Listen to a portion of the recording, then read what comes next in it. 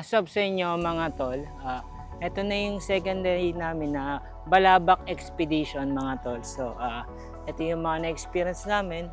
May mga pwede nyo maging take advantage once na pumunta kayo rito sa sa Balabac. Unang-una, yung Balabac, hindi siya affordable pero sakto lang kung gusto mo talaga mag-solo. And then kung may mga gusto mong mag-isolate, ito yung mga best na destination na pwede mong makuha. Worth 14,000 lang.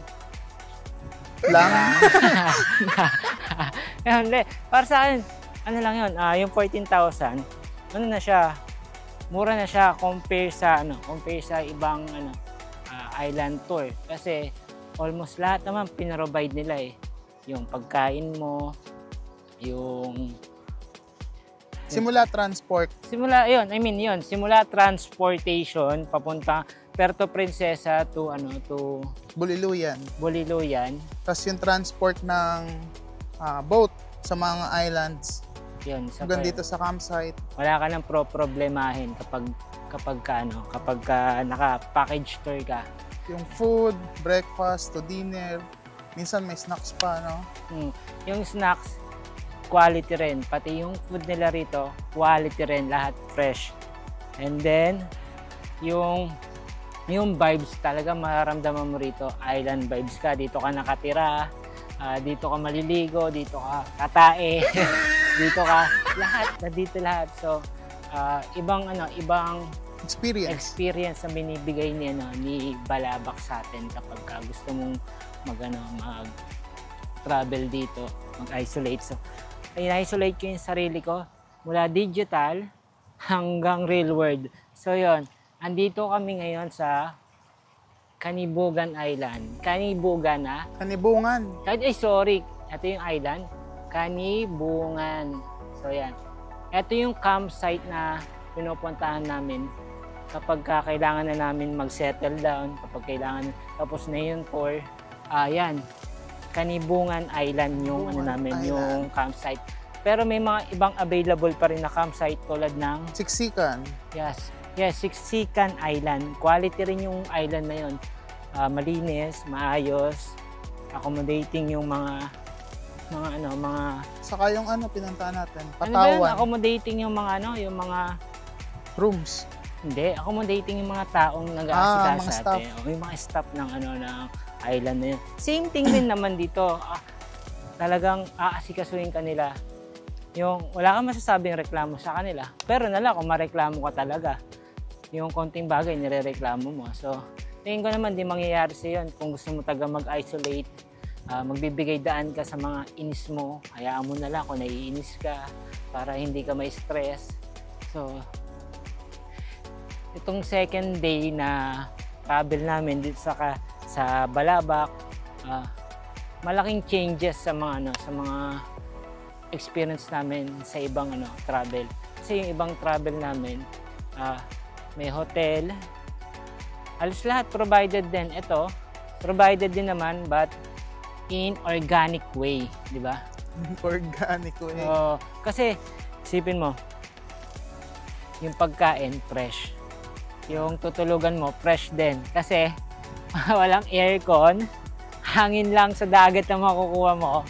Tapos walang electricity. Walang electricity. May electricity kaso limited time lang yan. Limited lang yung electric sa campsite ng Kanibugan. Kadibungan. So nakakakamali ako ng bigkas. Yung yung campsite na yon. Etong campsite na to, maganda, totally. Yan yung yan lang yung land. Pero pagka nag-area kami, pag nakita mo outside ng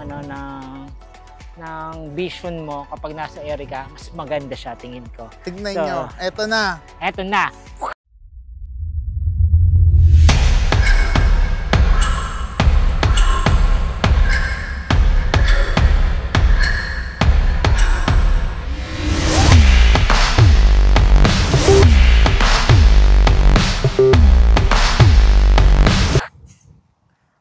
balik.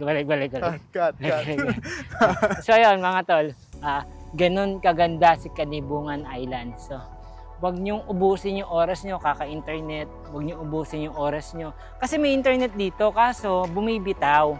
Iniiwas kong gumamit ng internet, so nagbabasa ako ng libro, I do physical activity, I do meditating para pagbalik ko ulit sa trabaho, it's a boom boom pow. Boom boom pow. So yun mga tol, meron din naman dito. Actually meron dito. Hindi, marami activities dito. May Basketball, volleyball. Pwede maglaro ng mga Pwede ka rin mag-run dito. Pwede kang tumakbo kung gusto mong tumakbo. Paikot ng island. Maliit lang, around siguro mga 10 minutes. Maikot na ito, no? Pwede 10 minutes. Depende kung gaano ka kabilis, kung mabagal ka, depende. So yun, yun yung mga ano namin, yun yung pwede mo ma-take advantage. So, ayun, tingnan nyo, ang ganda oh. Itong part na to mga tol. Look at that mga tol. It's a scenery. Scenery. Yan, ganyan kalupit ang Kanibungan Island to mga tol. So kung pupunta kayo mga tol, marami pati kayo makikilala rito. Actually, yung second day natin, yung first day, sila Adele, sila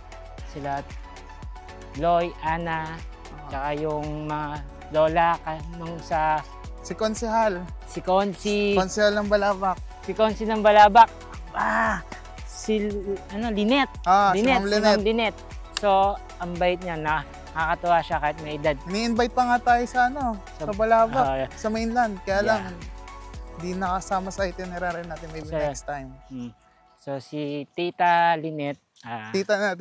Si Tita Lynette, good vibe siya na traveler. Siya yung konsehal ng Balabac. Marami kayong makikilala dito. Kung magaling ka nga mag-English, tol, ako nila akong magaling eh. Pero kung magaling ako mag-English, tol, sa totoo lang, siguro kausap ko pati foreigner. Nahihirapan lang kasi tayo ng communication. Ayaw din naman natin na ma-misinterpret yung natin, yung sinasabi natin. Kasi good vibes lang naman tayo rito eh. At tignan niyo yung sun. Look at that sun. Mas maganda pa sa jowa mo. Look at that. Ito. Tignan mo. Yan. Ayan, hagis mo. Hey, lumilipad yan, boy! Hagis mo. Hey, lumilipad yan, boy! So, ayan, ang dami nyo pwedeng gawin dito without using cellphone. Di nyo na kailangan gumamit ng cellphone. Ubus ang oras nyo kaka-explore sa island na to. Kaya nung nalaman ko, pabalik na kami. Kasi galing kami ng sandbar. Galing din kami ng reef. Nag-dive din kami, pre-dive. Kaso ang problema sa pre-dive mga tol, ang lakas ng current, yung alon, hindi siya friendly. Munti ka na ako malunod. Buti magaling lumango yung kasama natin. Oo, saka magaling ako mag-video tol. Mga mamapaya ka sa video. Pwede. Buti, yun mga tol, malakas lang yung current kanina talaga. Ang hirap lumangoy kapag rookie ka pa lang. Kailangan maging amateur ka para. Yung amateur, tingin ko mahirapan din. Yung mga pro ang talagang sanay dito. Saka yung experience natin dun sa boat na walang na walang katig, di ba? Para tayong inaalog. Yung boat ride na dalawa lang kami nakasakay, tapos isang tour guide, isang swimmer ba tawag doon? Assistant tour guide, tsaka isang isang taga-operate ng barko. Iba yung experience niyo. Walang tawag doon, walang yung panggilid. Katig ata tawag doon eh. Basta yung panggilid ng barko. Para mag-balance yung Walang gano'n. Ang sarap ng experience niyo. Kakabahan ka rin. Pero tinanong ko si Kuya Kapitan, sabi ko, Kuya, tataw ba to kapag kagumilid daw? Hindi daw. So sana sinabi niya yung mas maaga, hindi ako kinakabahan. Yun yung magaganda lupit na experience dito sa Kanibungan Island. So, yun mga tol, if you're going here, take advantage sa mga tips na binibigay namin. Then kung may tanong kayo, pwede rin naman kung sasagutin namin. Kung masasagot namin. So, yun. At yung cook dito, Made in Malaysia. Masarap yung coke. Saan yung island? Saan yung island na yun? Kandaraman. Ayun, yung Kandaraman Island, mga tol. Sa mga aso dito, chilling, no? Look that dog. Tingnan niyo yung aso na yan, mga tol. Mas chill pa sa inyo. Hindi ko naman inano, pero malusog sila. Oh. Uy, nagagalit, Joke lang, nagagalit. joke lang. Sorry. Sorry po. Hindi na po. Sorry po. Joke lang, Uy, joke lang. nakatret siya, tol. Threatening yung dog. Eto na, di ako tatakbo. Okay. Ted, di naman gagat yan eh, di ba? Baka may talent people. Ayaw magpa-vlog. Ayaw magpa-vlog. May ulo mo, boy. Ay, sorry na. Hindi na. Hindi kasi, ginulo mo kasi eh. Nagre-meditate yung aso eh. Baka bully mo ko ha. Yun mga tol. Huwag niyong pakikilaman kasi yung aso kapag ka nagpapahinga mga tol. Joke lang pala yung Oo. $10 Kinagat tayo. Kinagat ng 7 lion. Kaya mga tol, hindi ko na ulitin yun. So mag-ingat na lang kayo sa aso dito kasi walang paturukan ng anti-rabies dito. Pagka nakagat ka ng aso, right, pabalik ka sa port. Ano ba yung pangalan ng port? Buliluyan. Buliluyan. Mozart, di ba? Buliluyan, Mozart. Balik kayo agad. Balik ka sa recent point. So, kaya yun yung gagawin yung ginawa ko. Akala ko kasi friendship ko lahat eh. So yan mga tol. Isa pa, experience ko dito talaga. Day 2 pa lang to ha. Naglalabas na kagad ako ng na-experience ko. Isa sa mga experience ko, yung day 1, medyo mahirap siyang gumalaw. Alam niyo kung bakit mahirap gumalaw, tol? Bakit? Kasi mahirap siyang gumalaw dahil unang-una, bit-bit mo lahat yung mga gamit mo. Oo, tama. Bit-bit mo lahat yung mga gamit mo. Tapos, lahat yon dadalhin mo dun sa Islands. island. Napupuntahan. Ilang island ang pupuntahan mo? 3, 2. Dapat mas inuna nila yung camping site. Para lang exactly. pag-drop off tayo ng mga gamit. Nagka-problema tuloy kami. Nawala isang naming gamit na pang goggles siya, snorkeling yan. Nawala. Naiwan namin. Di pala nawala, naiwan. Yun yung naging problema. Sa dami na, uy, chill ka lang. Nahabol na naman kami ng aso, mga boy. Nakipaglaro ka ba o nakikipagkagatan ka na? Gulat talaga. Relax, di pala man trip ng aso rito, mga tol. So yun, kapag napagtitripan ka ng aso, mga tol, pagtripan mo din, pero handa ka rin sanang kagatin. Ano pa ba yung pwede natin ikwento sa mga tols dito sa Balabac? Second day pa lang to ha, hindi pa kami nagta-third day. Yung third day sa Onok Island, yung pinaka the best daw, Onok Island, highlights ng tour na to. Alamin, i-share din namin kung paano namin ginawa yon. Ay, paano namin ginawa? Ano yung experience? Ano yung experience ng Onok? So, day 2, yung day 1 kasi napagod talaga ako. Ang dami namin bit-bit, tapos rekta kagad kami sa tour, sa island, sa hopping. Tapos, syempre, imbes na maayos mo yung sarili mo, hindi maayos kasi ang daming bit-bit. Yun yung naging problema din. Pero okay lang naman, since sanay tayo mag-adjust, sanay tayo magsabi na okay lang yan. So yun, okay lang talaga yun. Okay lang. Yun lang talaga paghahandaan nyo. Yung day 1, yung unang araw, dapat ready ka kagad sa tour. Iingatan mo yung mga gamit mo na pwedeng mawala, hindi mo naman kailangan, tabi mo kagad. So yun, mga tour. Dadagdal pa ako. Yun. Pabalik na kami. Actually, hindi namin matatapos yung ikot. Joke lang pala yung 10 minutes. Pagka inikot mo yan, layo pala. Hindi pala totoo yung 10 minutes. Yung 10 minutes. Yung 10 minutes pala yung nakita natin dito. Yung 10 minutes, siguro half lang ng island. Ay, hindi half. 1/4 lang ng island.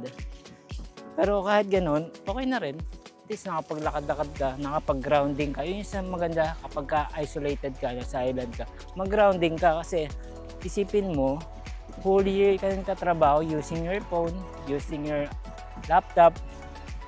Lagi ka nasa nakatapat sa DB. So, best thing na talagang mag-isolate ka rito sa island na to. Okay din na mag-travel ka solo. Pwede rin sumama barkada. Solo. Solo, mayroon kami nakakilalang solo travel.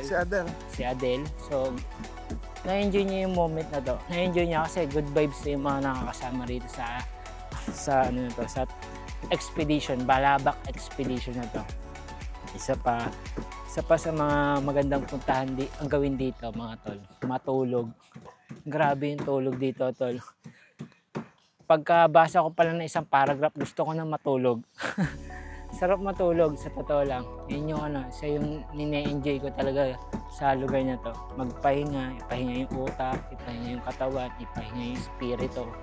So, mag-reflect. Madami. Yun mga tol. Kapag may gusto pa kayo itanong, tanong nyo lang. Dahil kami ang sasagot. Yeah.